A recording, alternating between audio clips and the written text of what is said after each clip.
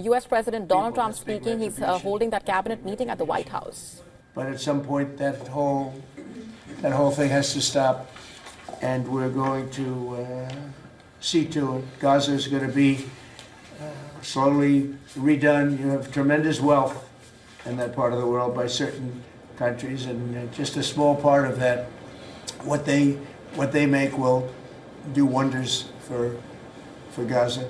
And I think you're going to see some tremendous countries stepping up and putting up a lot of money and taking care of things. But there's tremendous spirit like I haven't seen. And even the news, I won't call it fake news for this purpose, because they really were very fair today, I must tell you, in all cases.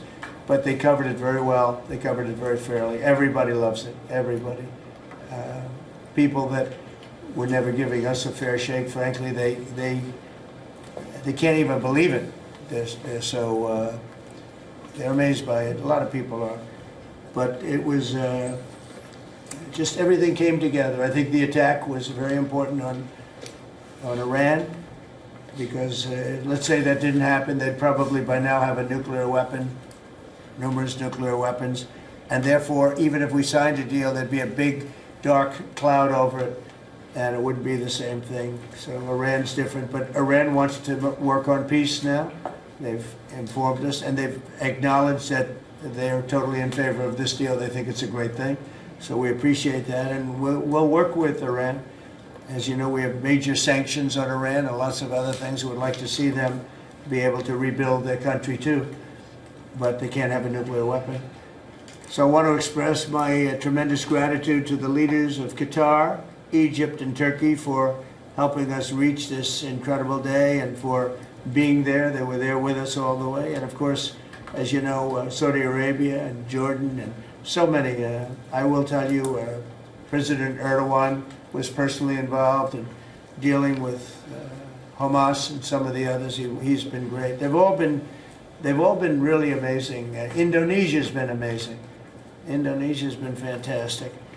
The whole world has come together for this. People that didn't get along, people that didn't like each other, neighboring countries that frankly didn't like each other, but now it's just this moment in time.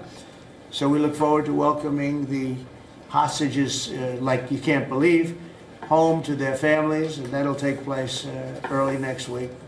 We hope Monday or Tuesday. And all Americans should be proud of the role that our country has played in bringing this terrible conflict to an end. And I want to thank, some of the people, JD, you were fantastic, and Pete, you were great. Marco was fantastic. Some of you were very much involved. I'm looking around. So indirectly, I think almost everybody in this room was involved. Susie, I want to thank you very much. You were incredible. You've done an incredible job. So, and yes, John, what you've done was invaluable. CIA, John Ratcliffe, and he's done an incredible job. So I want to thank you all, and if I'm missing anybody, I apologize, but you've been amazing. And then you have Steve Witkoff, who worked so hard. And you remember we settled 7, this is number 8, we settled 7 wars, or major conflicts, but wars. And this is number 8. And the one that I thought would be maybe the quickest of all would be Russia-Ukraine, and I think that's going to happen too.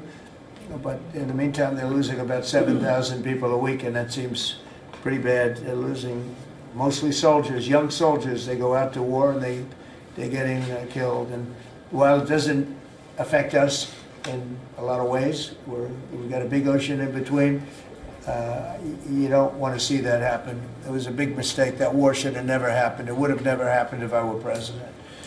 So we're here this morning for a cabinet meeting as my administration continues to deliver for the American people, despite the radical left lunatics that shut down our government. You have Democrats that they've lost their way. They have no leadership. We don't even know who to deal with over there. At least they know who to deal with. We have no idea who we're dealing with over there. It's like they have no idea what they're doing. Republicans have voted repeatedly to pass a clean, nonpartisan bill to reopen government at the same funding levels. We're not going to do anything only good for health care. We're really, I think, become the party of good health care. And they keep using health care as a cudgel. Want to try and get everyone thinking about healthcare. We're the ones that are saving healthcare.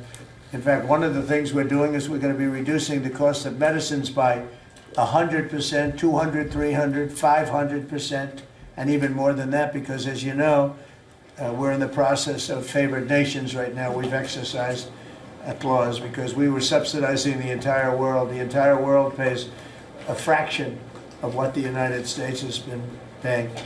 And we've already, numerous Pfizer and other companies have already signed, and other countries are a bigger problem because they've been getting a subsidized rate. We've been paying for years. This has gone on for 30 years. We've been reducing the rate of drugs for other countries because we've been paying much more than we're supposed to. And they used all sorts of ideas like research and development. I said, what about Germany? What about these other countries? Aren't they paying? No, no, we have to pay research and development.